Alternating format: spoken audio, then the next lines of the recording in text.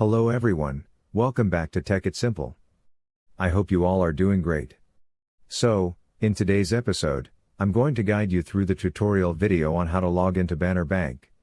If you're willing to log into Banner Bank but don't know how to, then this video is for you.